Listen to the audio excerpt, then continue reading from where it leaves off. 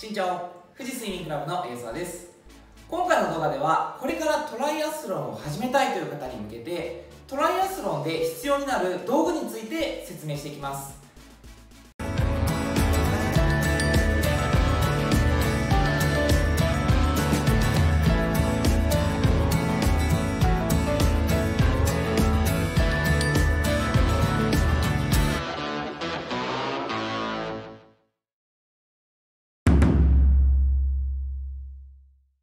トライアスロンはスイム、バイク、ラン3種目あるので競技によって使う道具が変わっていきます。第一弾となる今回はスイムに必要な道具について説明していきたいと思います。スイムの時に必ず必要になるのが水着またはトライアスロン専用のウェアになります。トライアスロン専用ウェアのメリットとしては女性は水着で泳いだままその後のバイク、ランに移っても問題ないんですけども、男性の場合は上半身が裸の状態で泳いでいる方もいらっしゃると思います。上半身裸の状態でその後のバイク、ランに進むことはできません。そのためこのような上半身まであるトライアスロンの専用ウェアを着ておくと泳いだ後そのままバイクそしてランというふうに移っていくことができるので時間の短縮をすることができます。またトライアスロンのウェアに関しては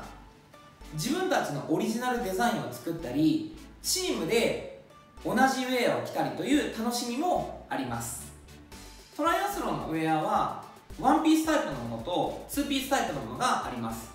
泳ぎやすさで選ぶのであればワンピースタイプの方が水の抵抗が少なくて泳ぎやすいと思います。しかしレース中にトイレに行きたいとなった場合ツーピースタイプの方がトイレに行きやすいと思います。それぞれメリットデメリットがあるので自分が出るレースの距離や状況などをしっかり把握した状態でどのタイプのウェアを選んだらいいのかというのを考えてみてください。次に必要になるのがゴーグルです。ゴーグルは以前の動画でも説明していますがゴーグルの種類によって泳いでる時の安心感というのがかなり変わってきます。しっかり自分が安心して泳げるゴーグルでレースに臨むということが大切になります。ここからは必ず必要ではないけれどもあった方がいいよというものを紹介していきたいと思います。1つ目は曇り止めです。曇り止めを使うことによってゴーグルの曇りというのを防ぐことができます。泳いでる時にゴーグルが曇って前が見づらくなってしまって視界が悪くなってしまうと安心して泳げない、泳いでる時に恐怖心が出てしまうという可能性もあります。しっかり視界を確保するためにもこの曇り止めというのはおすすめです。次におすすめするのは布製もしくはメッシュ製の水泳キャップです。トライアスロンのレースではレースの時にかぶるキャップを支給されるんですけども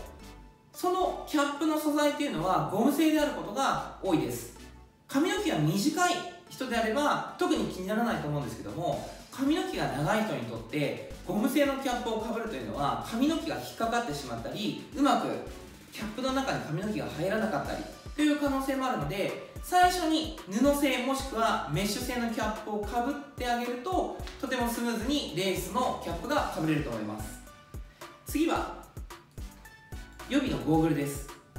なぜ予備のゴーグルが必要かというと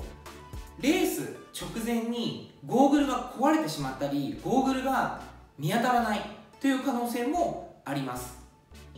レースの時に使うゴーグルというのは日頃の練習で使っている方も多いと思います。このゴムの部分がレース直前に切れてしまって使うゴーグルがないというふうにならないために予備のゴーグルがあると便利だと思います。最後はトライアスロン用のウェットスーツです。トライアスロンのレースでは大会によってウェットスーツを着なければいけない大会や着てはいけない大会などがあります。着なければいけない大会でウェットスーツを着ない場合はレースに参加することができなくなってしまうので必ず自分が出場する大会はウェットスーツが必要なのか必要ではないのかというのを確認するようにしてください。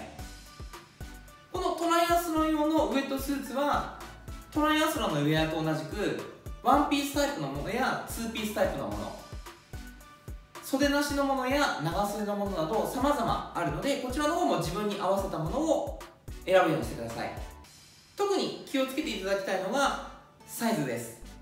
ウエットスーツはトライアスロンのウェアに比べてかなり生地が硬いので、胸をぐっと圧迫してしまう部分があります。泳いでる時に呼吸が上がって苦しいという時に、この胸の部分がぐっと押さえつけられているような動きが入ってしまうと、息苦しさが増して最後まで泳ぎきれないという可能性も出てきてしまうので、必ず自分に合うサイズというのを選んでください。またウエットスーツの素材によってこのウエットスーツ自体の伸びやすさというのもかなり変わってきます。柔らかくて伸びやすい方が泳ぎやすいですし、息苦しさというのも少ないです。今回の動画ではトライアスロンのスイムで必要な道具について紹介してきました。次回の動画ではトライアスロンのバイクで必要な道具について説明していきたいと思います。では今回の動画はこれで終わりになります。また次回の動画でお会いしましょう。